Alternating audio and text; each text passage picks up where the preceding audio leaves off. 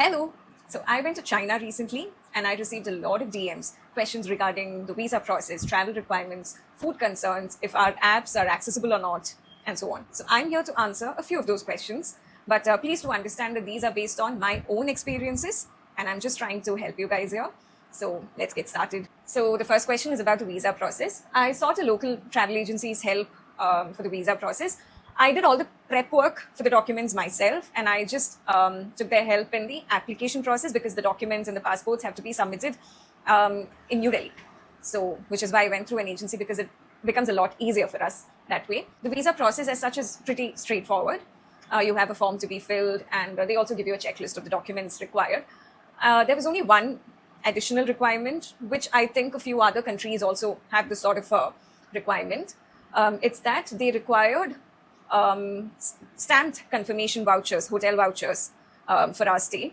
So for this, I made all my bookings through booking.com, but I contacted them via booking.com and I asked them for these vouchers. Since it's a requirement now, most of the hotels are aware of it, so they just give you the details. So the stamped hotel voucher is to be printed on the hotel letterhead. It essentially has all your booking details like the reference number, the names of the guests, the duration of stay, the check-in and check-out dates, etc. And they just give you the voucher with the hotel stamp, sign, seal, all of that, and they mail it to you.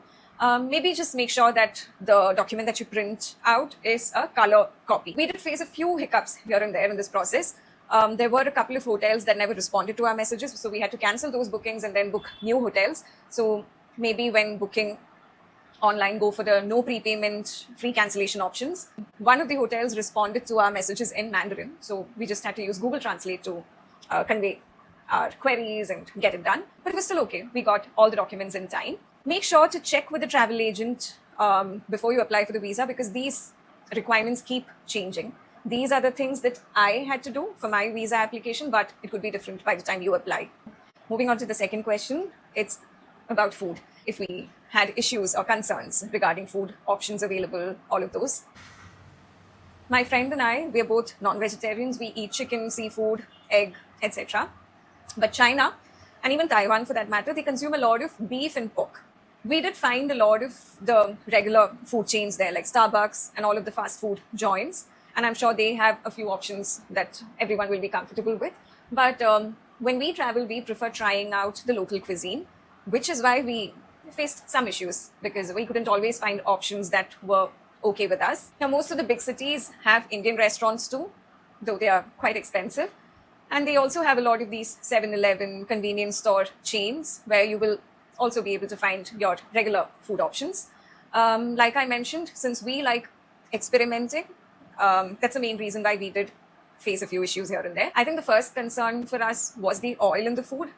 There was something that took a bit of time for us to adjust to, but otherwise it was okay. So I think our meals mainly comprised of rice with their vegetable side dishes, which are pretty good, and maybe a chicken soup or a chicken starter, something to go with the rice. I think that's what we mainly ate, either plain rice or fried rice. But it was manageable. And we did find a lot of options there, though not many, decent amount of options, I think. For vegetarians who are very particular about what they consume, I'm not sure how easy it is going to be for you guys. But I mean, when you travel, there's always this issue. So now, was language or communication a concern? Not so much actually, because we were very fortunate enough to meet a lot of helpful and very sweet people, be it the hotel staff or even random strangers, the local shop owners, restaurant owners, the staff there. I think we were very lucky that way. We met a lot of beautiful souls. So most of them are not comfortable speaking in English, but the moment you start speaking to them and they understand that you don't speak Mandarin, they come to you with their app, the translation app, and that's how you have a conversation. It was pretty interesting and okay for that matter. There is also this thing, when you use the Uber app there called Didi China, Didi China. Sometimes the driver gives you a call to give you the directions or just to try and understand where exactly you are. So there were a couple of instances where we just handed over our phone to a random stranger on the road and they would help us with the directions. So it was actually pretty nice. We met a lot of nice people there and everyone was helpful, really helpful. So get a good translation app and you're good to go. And it's when you travel like this that you realize that language needn't be a concern.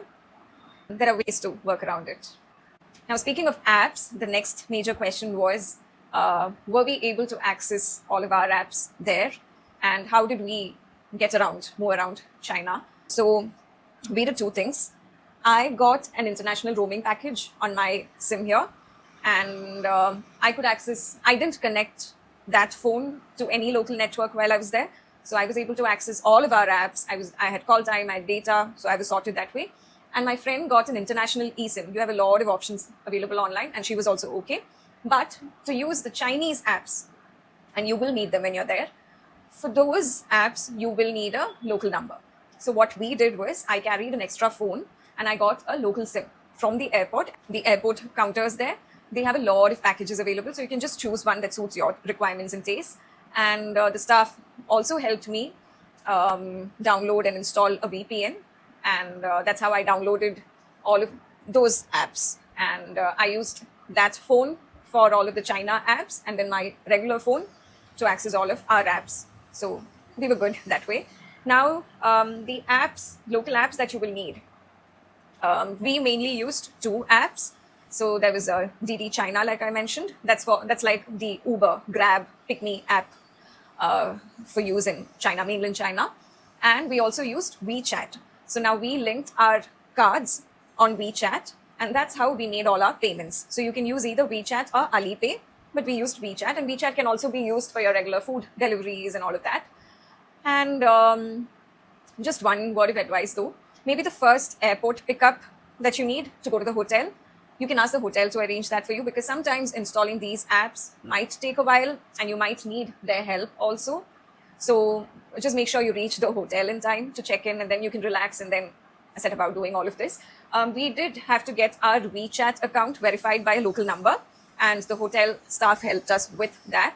We were able to book cabs on DD and make all of our payments only once that verification was done. So you might have to do that. How did we plan our itinerary? So my friend and I, we're both people who enjoy planning itineraries. So we are the kind, we do a lot of extensive research, and then we make a master itinerary list, which is like an exhaustive list of all the cities that we would love to visit in China. And then we sit on a call and then we decide which cities we can include this in that trip, because of all the other concerns, like we might have just a few days available for the vacation, things like that. And then we pick and choose a few cities and a few experiences, activities that we would like to include in that trip. And that's how we do it.